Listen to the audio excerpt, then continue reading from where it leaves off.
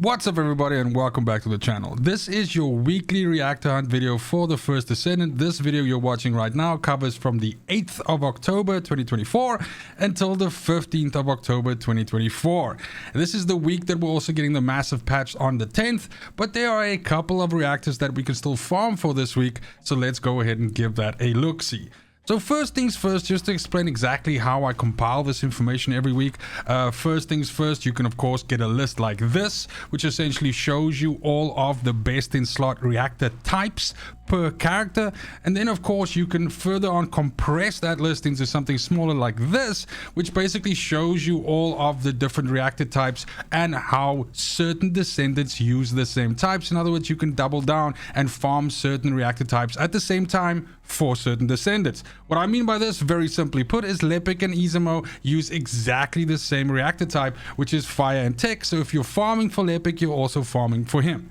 And once we have this list in hand, of course, we can use the in-game finder, which is just pressing M and then F, which is this difficulty reward section over here. And then you simply put in the selection of choice here based on that list that we just looked at, and it's going to give you this specific area to go to. Now, does that mean that the reactor that you're looking for this week cannot drop from anywhere else, or it cannot be found anywhere else? Of course not. Reactors drop randomly from pretty much everywhere, but you can spot farm reactors like this, and there are certain activities in the game which are exceptionally good and rewarding for this because you can do them in quick succession, or they just have a massive amount of these reactors that drop in a short amount of time, meaning that you have a huge yield. And that's what this video is all about. I will give you the best yields for the week. Let's get started. So speaking of the man of the hour, Esiemo and Lepic, if you're looking for a fire tech role this week, there's a pretty good one for impact weapons. Impact weapons, of course, would be stuff like the Peacemaker, it would be stuff like the Perforator, it would be stuff like Wave of Light, and last but certainly not least, also Nezastras. As of course, Blue Beetle is also included there. So if you're looking for a reactor that has an impact mounting for Esiemo or Lepic, this is your week. Of course, for these guys, what you are looking for is you're looking for something like this, you're looking for fire, and then you're looking for tech. That is the preferred role for them, as their damaging abilities are really the ones that matter. All use tech. Now, the farm that I'm sending you to go do this week is Rockfall.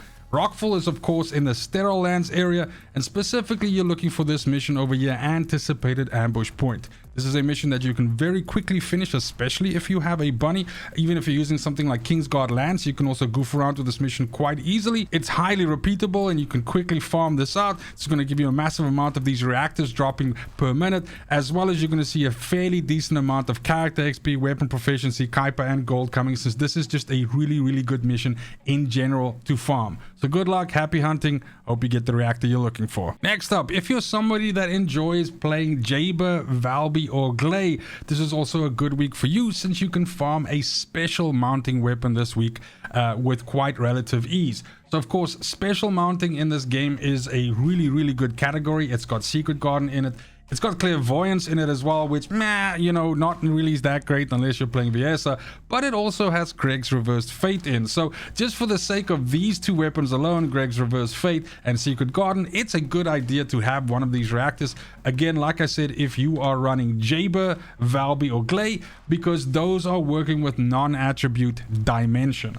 So we can quickly go over here, we can go boom, and we can say non-attribute, and we can choose dimension, and we're going to see there's an area called the Abandoned Zone. Now, the Abandoned Zone specifically has this mission over here. This is, of course, in Echo Swamp. It has this mission over here, Environment Contamination Zone. It's a very famous bunny mission. Not to say that you can't play it with other descendants. Valby does exceptionally well in this mission as well, so it's quite a coincidence that you'll be farming Valby reactors here. But this is a very repeatable mission as well. Essentially, you basically move like in a circle and then down underground, and then as soon as you kill the enemies, you come out the back and you can instantly reset.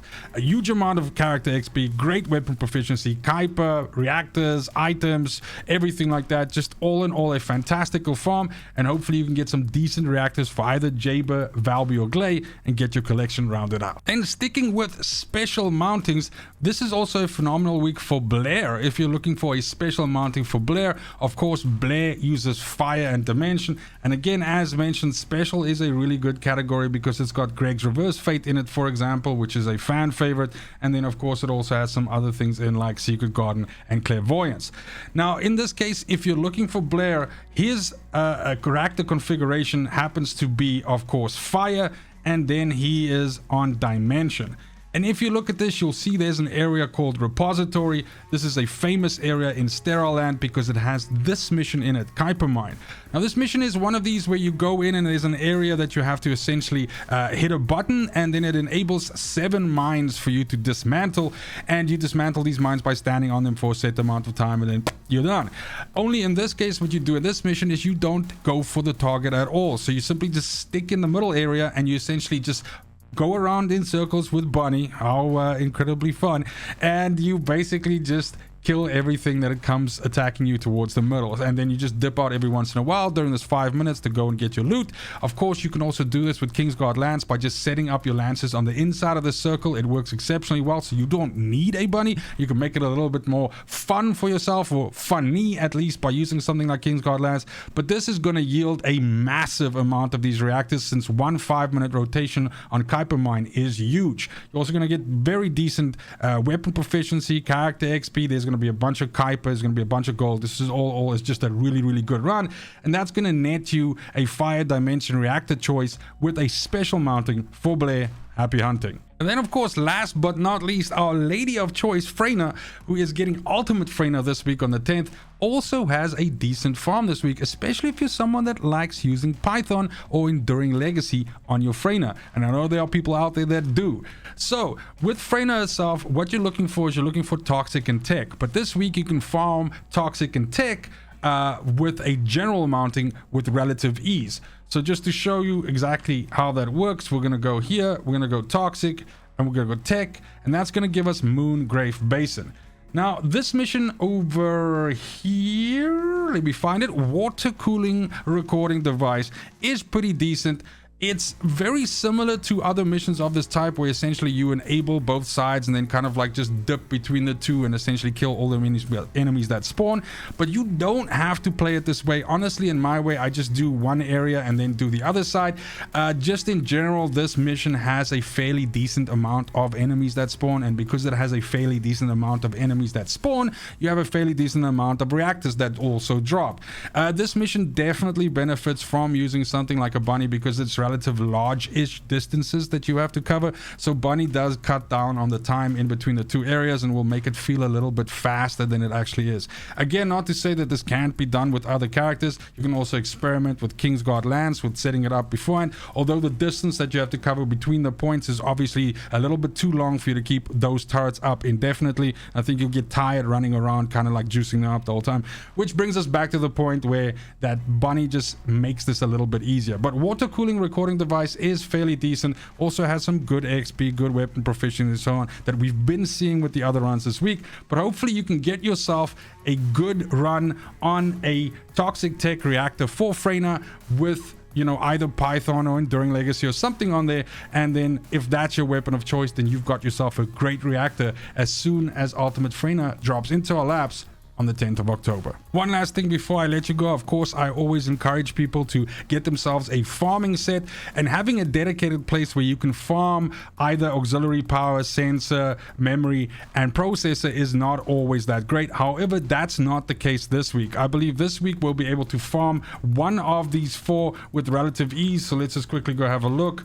If I remember correctly, it's processors. Yes, so this week processors you can farm over here. This is Agna Desert and this is Mirage Stone. This outpost over here, you can farm this outpost in the Valby method, if I can put it that way. Of course, that means using Valby, making her a trail that follows her as small as possible by not actually increasing its size in any way, and then essentially just skating on the outside of the outpost, killing everything that spawns in the 2 minutes and 36 seconds until it takes the outpost to fail. So making sure that you don't kill the boss in the middle, you leave him to walk around like an idiot, and you kill everything on the outside, and you're going to be able to get a decent amount of reactors, weapon XP, proficiency, all that stuff. But hopefully that can net you in this particular case, since processors are dropping here, you're not actually going to be seeing reactors drop in the same way they usually do. You're actually going to see processors, and that might help you actually end up with a very decent processor with these kinds of stop stats on them, which are good for farming situations, or if you just want to build a yellow fucking set and you want to have a vanilla processor on there. I don't know why, but hey, you know, people are strange and things happen.